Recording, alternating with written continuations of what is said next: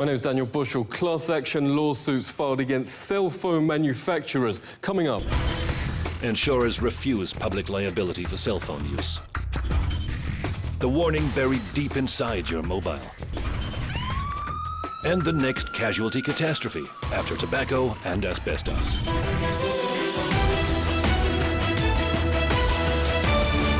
I would hold my cell phone here, and the tumor was right there. I always held it on my right side, right here.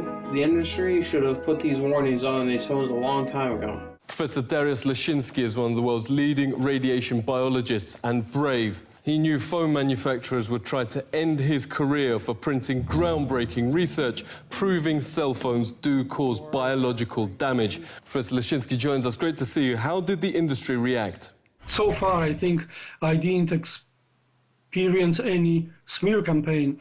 But in my case, it was just that the industry used the influence to prevent funding of my research projects. Studies like Professor Leszczynski's now allow top neurosurgeons to issue a stark cell phone warning. It's essentially cooking the brain.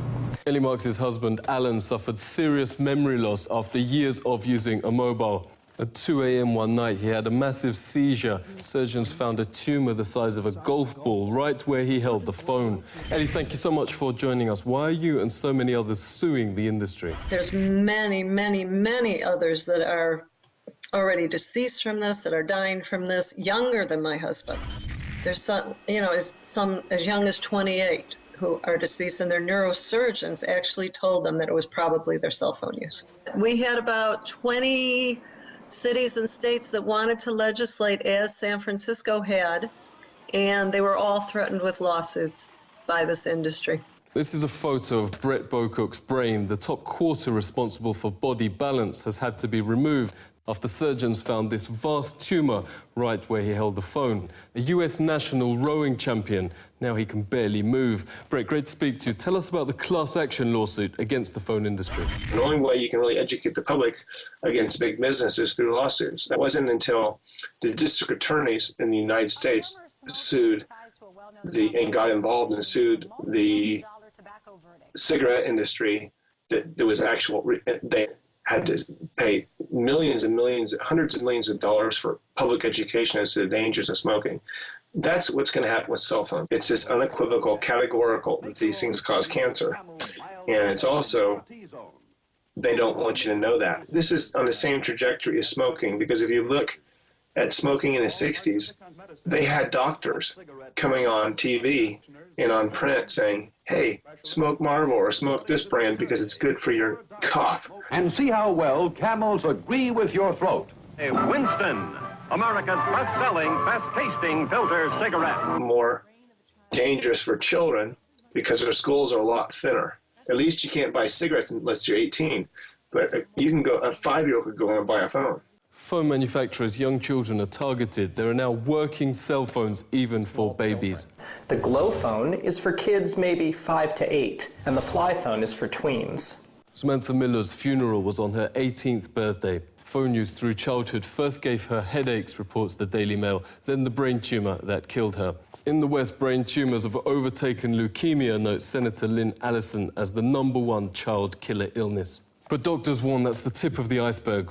Clinical studies find young men who keep phones in their pockets have much lower chances of producing offspring, while women often store them on their chest.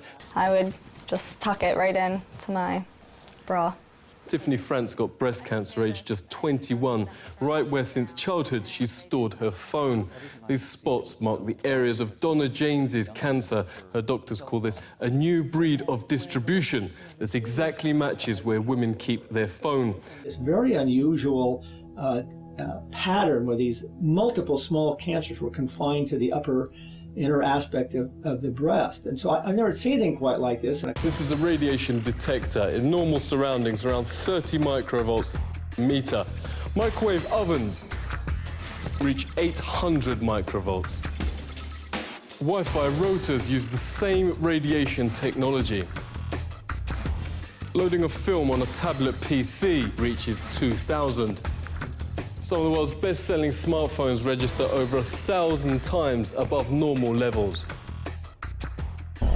Insurers have in fact stopped covering cell phone manufacturers for public health. Insurance firms privately call cell phones the next public casualty catastrophe after asbestos and cigarettes. Phone manufacturers have now quietly inserted a legal disclaimer. On iPhones, you have to go to Settings, General, About.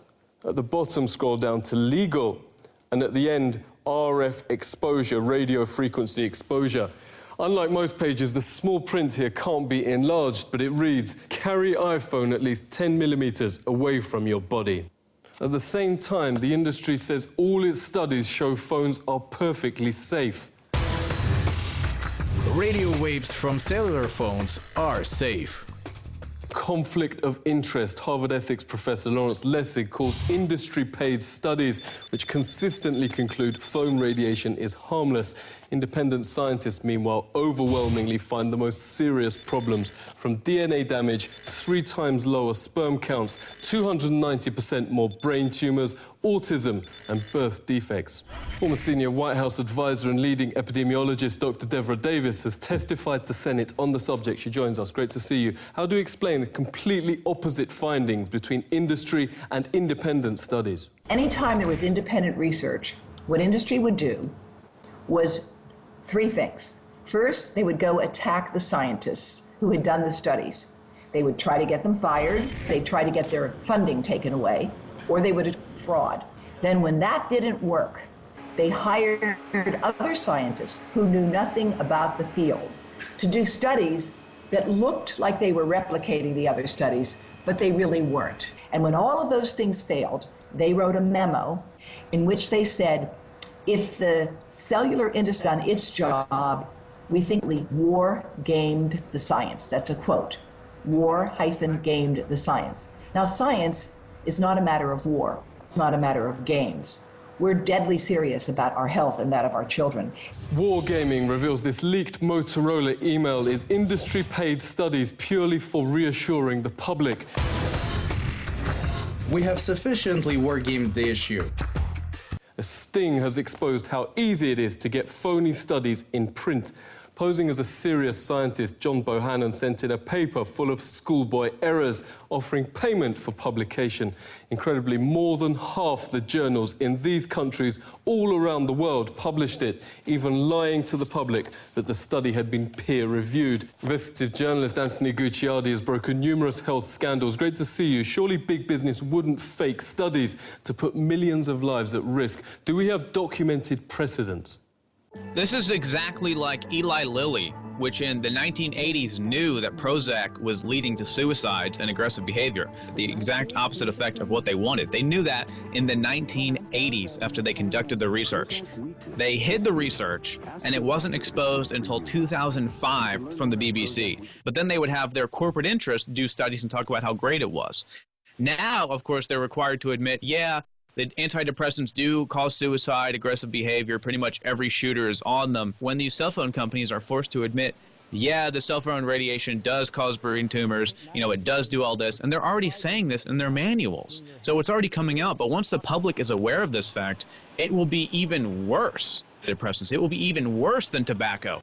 We invited the powerful industry lobby CTIA to discuss the issues raised in this report. They sent this one-line refusal.